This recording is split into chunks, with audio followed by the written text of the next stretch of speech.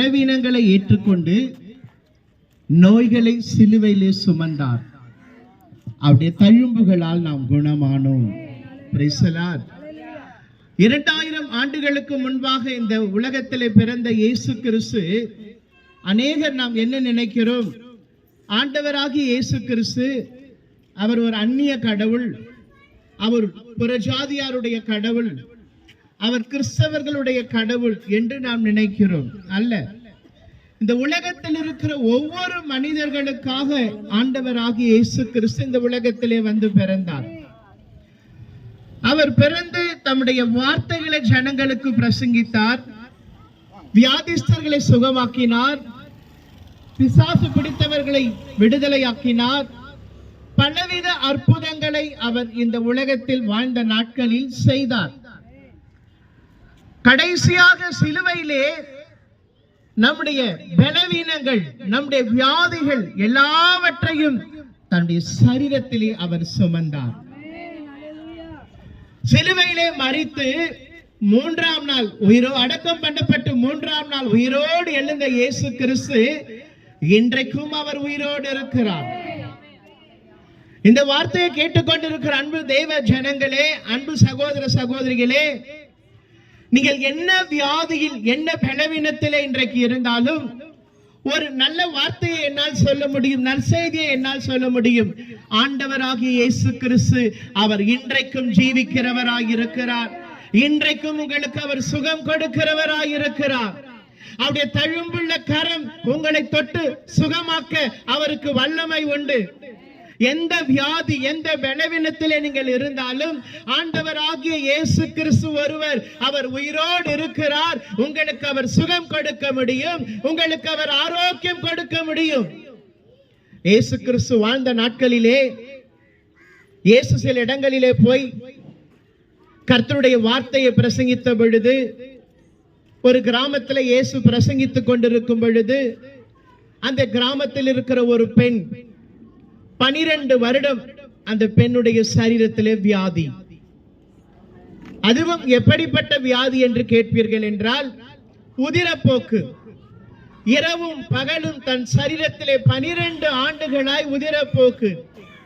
தன் கையில் இருக்கிற எல்லா பணத்தை செலவழித்து மருத்துவர்களை பார்த்து சற்றாகிலும் குணமடையாதபடிக்கு இயேசு கிறிஸ்துவை நான் பின்பாக போய் அவருடைய வஸ்திரத்தை தொட்டால் நான் சுகமாவேன் என்று சொல்லி இயேசு கிறிஸ்துவுக்கு பின்பாக போய் அவருடைய வஸ்திரத்தை தொட்டவுடன் உடனே அந்த பெண்ணுக்கு சுகம் உண்டானது. 12 வருடம் தீராத வியாதி, 12 வருடம் பலவீனம், 12 வருடம் போராட்டம், 12 வருடம் தன் சரீரத்திலே பலவீனங்கள், வேதனைகளை அனுபவித்த அந்த பெண், யாரெல்லாம் என்னென்ன டாக்டர்கள் சொல்லுகிறார்களோ, யாரெல்லாம் என்னென்ன வைத்தியர்கள் சொல்லுகிறார்களோ அதையெல்லாம் 12 வருடம் செய்து பார்த்தால், வேதம் சொல்லுகிறது, பைபிள் அந்த வார்த்தை சொல்லுகிறது, அந்த பெண்ணுக்கு சற்றாகிலும் குணமடையவில்லை.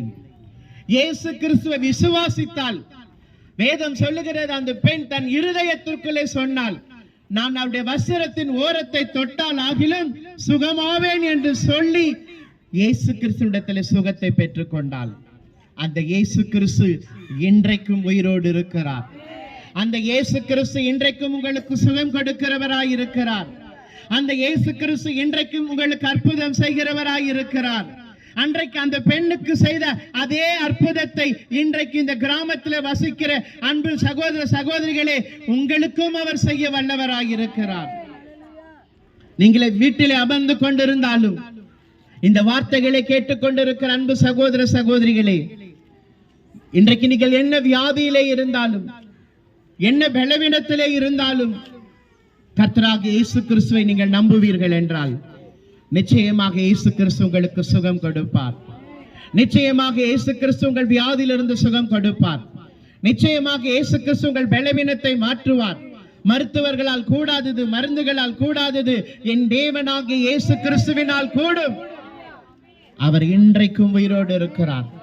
அவர் வார்த்தை சொல்லுகிறது, நான் மரித்தேன், இதோ சதா காலங்களிலும் நான் உயிரோடு இருக்கிறேன் என்று இயேசு கிறிஸ்து சொல்லி இருக்கிறார். அந்த உயிரோடு இருக்கிற தேவனை அந்த உயிரோடு இருக்கிற இரட்சகரை, அந்த உயிரோடு இருக்கிற இயேசு சுவாமியை குறித்து தான் உங்களுக்கு இந்த நாளிலே நாங்கள் அறிவிக்கும்படியாக வந்திருக்கிறோம்.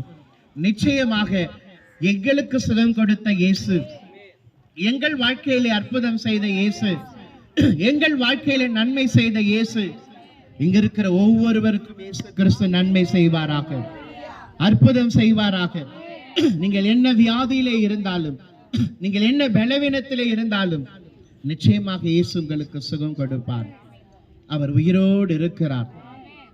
இன்னும் அவரை குறித்து நீங்கள் அறிந்து கொள்ள வேண்டும் என்றால், அல்லது ஜெபிக்க வேண்டும் என்றால், இங்கே நாங்கள் கூடியிருக்கிற இடத்திற்கு நீங்கள் வருவீர்கள் என்றால், உங்களுக்காக நாங்கள் ஜெபத்தை ஏறெடுக்க தயாராக இருக்கிறோம். இயேசு கிறிஸ்து நிச்சயமாய் உங்களுக்கு சுகம் கொடுப்பார். இந்த நாளிலே கர்த்தராகிய இயேசு கிறிஸ்துவே, உம்மை நாங்கள் ஸ்தோத்தரிக்கிறோம் அப்பா. இந்த பகுதி ஜனங்களை உம்முடைய கரத்தில் ஒப்புக்கொடுக்கிறோம். ஒவ்வொரு குடும்பத்தை உம்முடைய கரத்தில் ஒப்புக்கொடுக்கிறோம்.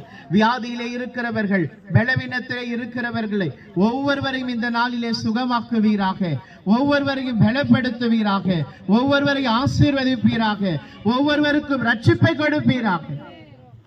உன்னுடைய நாமம் ஒன்றே மகிமைப்படுவதாக.